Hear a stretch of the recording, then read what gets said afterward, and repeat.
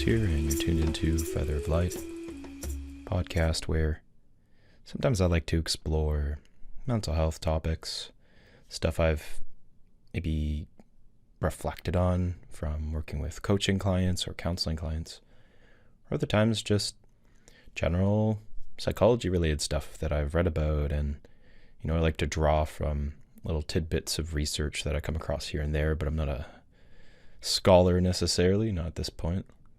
But yeah, let's jump on in.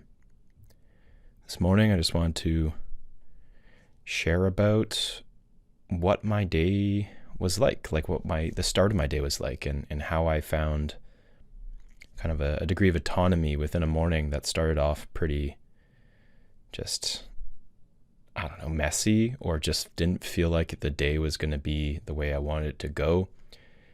I think I just woke up feeling groggy and noticed resistance, really just feeling like I couldn't just jump into the flow of things. And I remember one of my clients was reflecting to me this part that they have that feels just so cozy. And it's kind of like, I would say it's an avoidant protector part. It's a protector part that wants to avoid maybe just the heaviness of the day, or getting started in a kind of abrupt way. So it kind of dwells and lingers in this cozy space in your comfy, warm bed. And I noticed that part of me. I was like, oh man, this cozy part, this avoidant part wants to just keep me in bed. Okay, let's turn towards this and see what's coming up. And if I can remember correctly, it was basically just wanting me to rest. Similar to what my client's part was saying, actually. So I think that's important to recognize, is most of us likely have a part that's kind of slowing us down and maybe sabotaging our efforts at, being more productive or just going out and doing stuff. But it ultimately wants us to rest, or wants us to do something that maybe helps us feel more supported in our body. And there's something it's advocating for. And that's really important to recognize when these parts come up, is that they're doing it for a good reason. They're not just trying to make us spend the whole day in bed.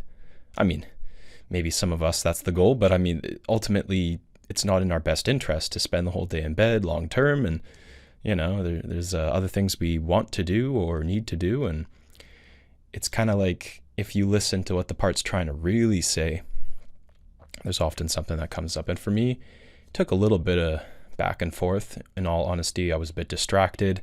Before my morning caffeine, I'm just lying in bed. It's dark. I'm in pitch black. There's no sunlight. I'm kind of in and out of sleep a little bit. But eventually, I got to this point where it told me something along the lines of, I want you to roll your back. We're feeling into the body. We're noticing the stiffness in the spine. We're noticing how the neck's feeling today. I want you to get on the foam roller and get into the back there a bit. And also, there was something about doing some stretching, doing some yoga. And I don't usually do that in the room there first thing in the morning. So this was something I tried out and felt really, really good to just get into my body and kind of attune to the stiffness and what was there, check in with maybe how my posture was where I was sleeping. Maybe that was a bit part of it. So I did the yoga and I felt really good. I felt like I could move on with my day, and went and drank my morning juice and went for my morning run and really enjoyed the whole experience that followed. It wasn't perfect, right? It wasn't like everything was sunshine and rainbows, but I felt like I was able to get past that initial resistance, which was, by the way, something that could have kept me just in the bed. In many cases in the past, I'll hit snooze or give myself that extra slowness in the morning. And I suppose if you check in with the part and they give you something of a reply that maybe you need a little bit more of a slower morning, that's okay too. You don't have to jump into yoga or runs like I decided to, but it was like just a little bit of a pause that helped me recognize where my body was at. And I think that was a big piece of it too. So where I want to go regarding today's, topic or topics, I was looking at boundaries as a topic. I was re-exploring Brene Brown's Atlas of the Heart, always a great book to return to when I want to read about emotions and maybe talk about emotions. I'm also considering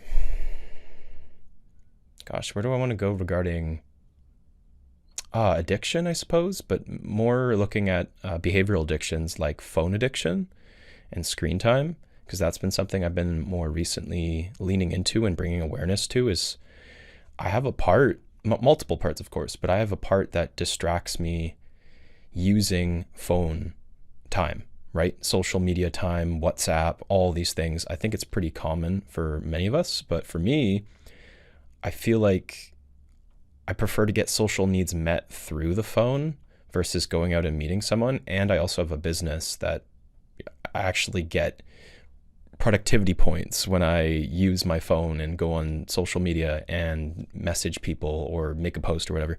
So that gradually became a problem for me, and I didn't even really recognize how much of a problem until I was like, yo, my screen time is disgusting. And no, I'm not sitting there doom scrolling for 8 hours. That would be a lot. But through the combination of voice message replies or working on something on Instagram or scrolling through either Facebook or Instagram, I was getting somewhere of an average of 6 to 7 hours of screen time. And just recognizing how bad that is for sleep routine, how bad that is for your eyes, and clearly how much that messes up your dopamine. And I'm sure it does a lot of other things, but those are the three things I was starting to really feel the impact. You know, I need to limit screen time past, I think Andrew Huberman says something like 11 p.m. till 4 a.m. is when you want to really fully remove yourself from any blue light, and the impact that has is basically that will start to move your sleep circadian rhythm. I believe it's forward. So you need to sleep in more and then get to bed later. So if you limit your screen time, the more that you limit your screen time, the more you're actually contributing to I'd say more of a balanced, healthy sleep routine. And I think most people know this, but I think it's so interesting how it goes hand in hand with healthy sleep and like deep sleep and feeling like you can get up in the morning and actually have energy and feel, alert and awake and focused. Like over the long term, I think we're not really considering how much of our mental health is connected to just not getting good sleep. And screen time contributes to one of those. It's one of those causes that makes our quality of sleep significantly less. And yeah, I guess that's just been the journey for me lately. I found an app called Opal. It's not perfect, but it at least creates something of a boundary. And for me, it was creating this self-imposed boundary where, yeah, I could technically break that boundary. It's not like an ironclad, like my phone is now a steel box for social media. I'll never get in. It's like, no, I could have technically just turned it off.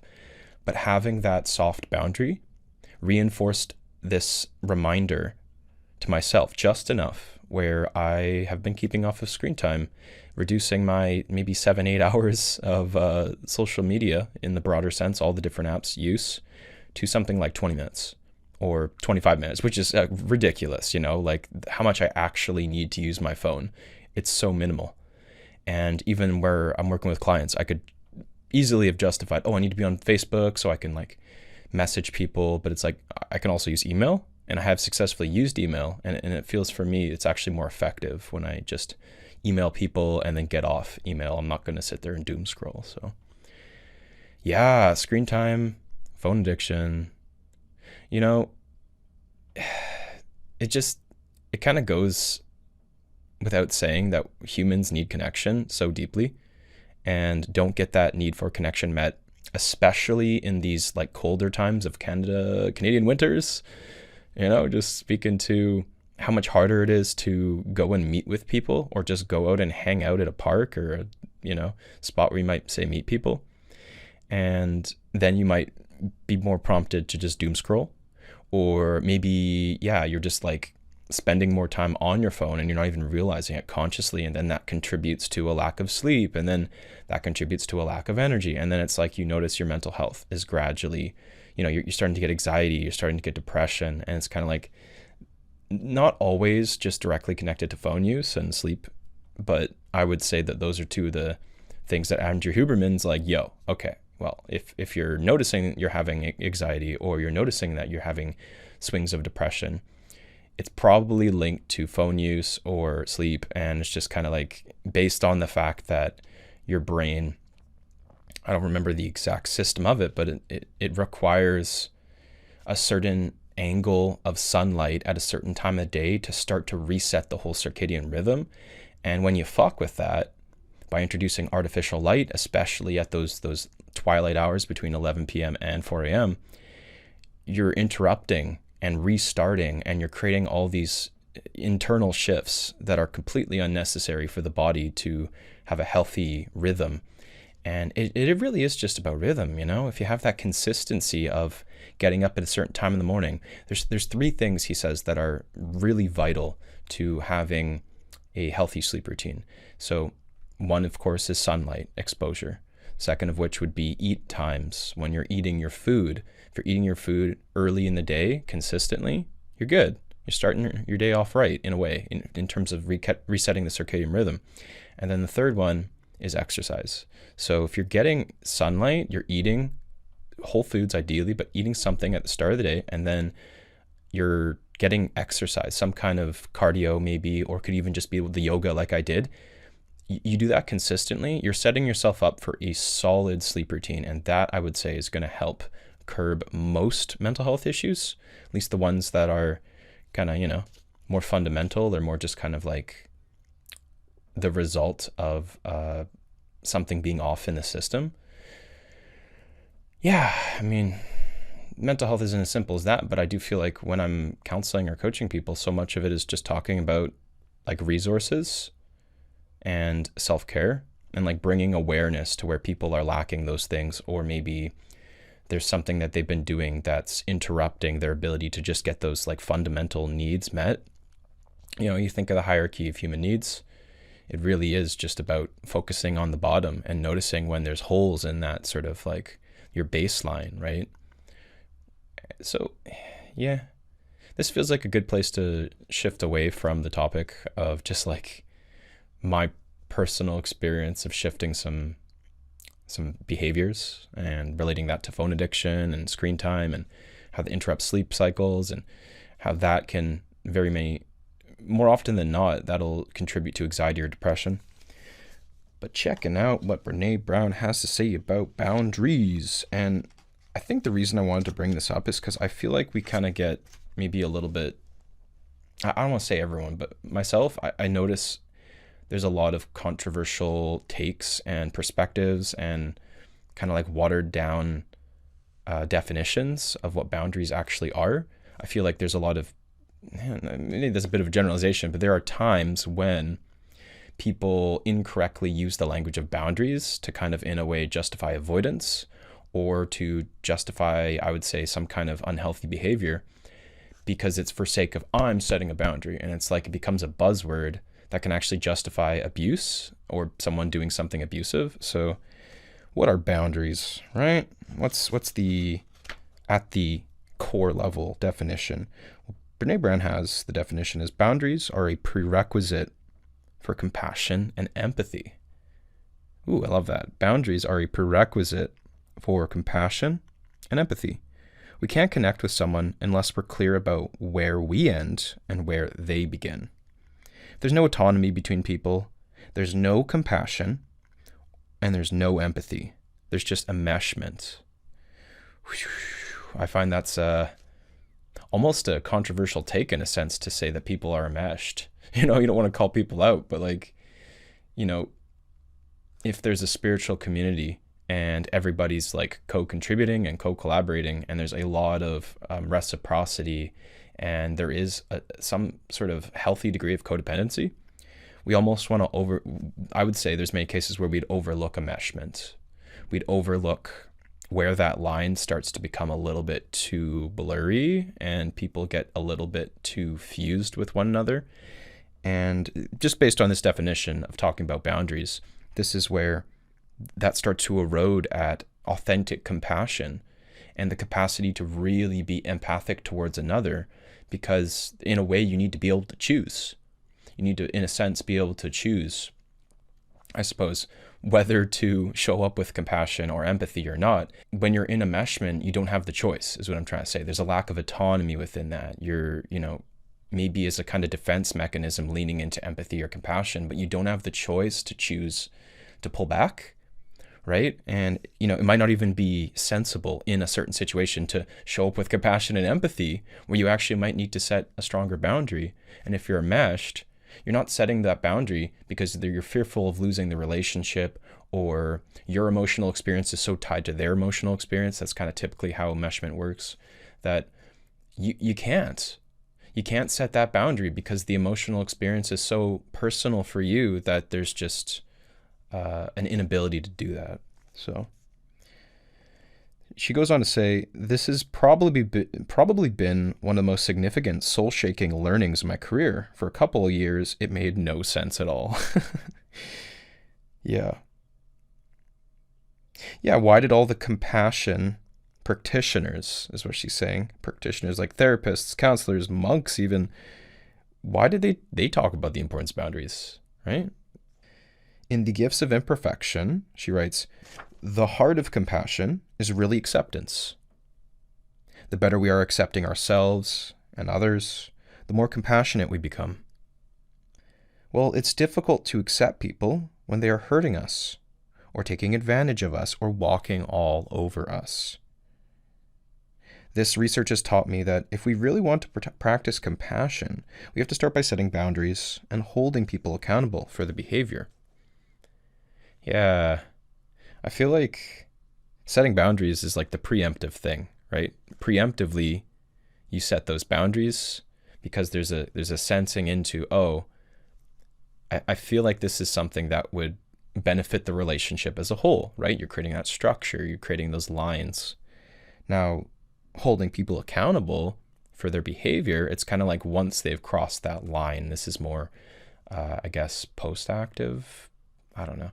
It's like once someone has chosen to cross a boundary, and maybe you've set that boundary. Actually, I think you would have to have set that boundary for it to be like actually holding them accountable.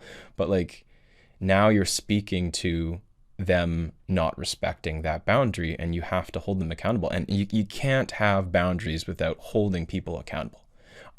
You got to be clear about that. And, even just in simple ways, I feel like in households, we kind of get, like, at least in my household, unfortunately, there's a little bit of a looseness with like, oh, well, what if we just like talk with people and hear their end of it and explain things back and forth and, try to really get to a point of being amicable with each other. Now, I wholeheartedly agree that's definitely how many situations should be handled. But when you're holding someone accountable, you have to recognize that they've crossed the boundary and they've chosen to cross that boundary.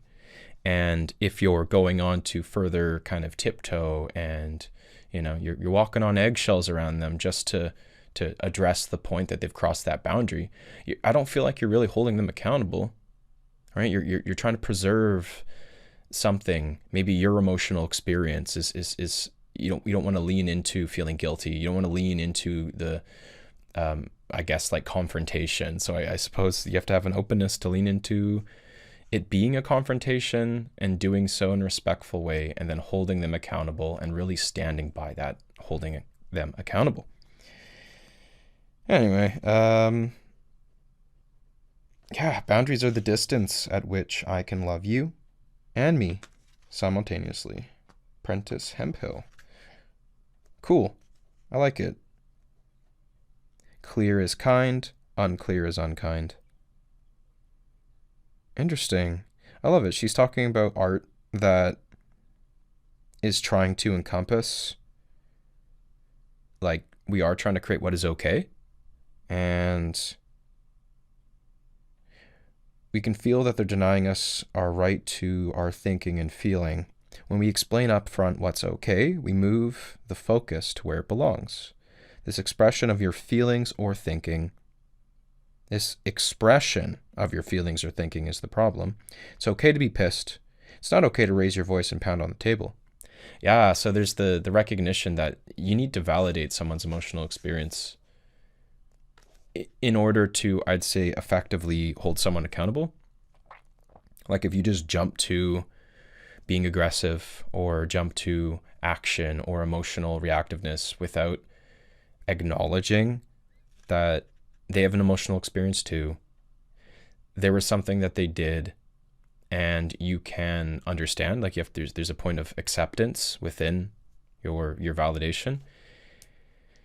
It's kind of like point A and point B. Like point A is that they are human too, and you're acknowledging that, and nobody's meant to be perfect. But point B is, well, I have agreements.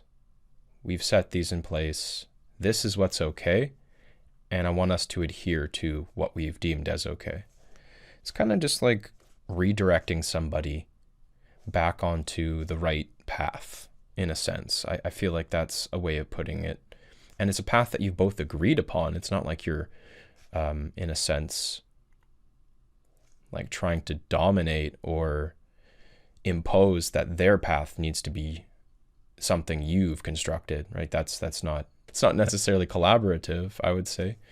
But if you've set agreements that are collaborative and someone's agreed to that and it's not coerced and it's consensual, and then you're just simply holding them accountable, yeah, you're actually doing them a solid. You're helping hold them in a way with integrity. So you're holding them from a place of integrity to redirect them back towards a path of, I would just say, standing by their word. And yeah, that feels like it's one of the 4 agreements, right? Being not integral, but just really staying true to your word, like actually having impeccability is what they refer to it as. So being impeccable with your word. Anyway, I think that's a good reminder to us all. Just, choose your words carefully. Choose your relationships carefully. Set the boundaries when it feels like there's a relationship that's not serving you.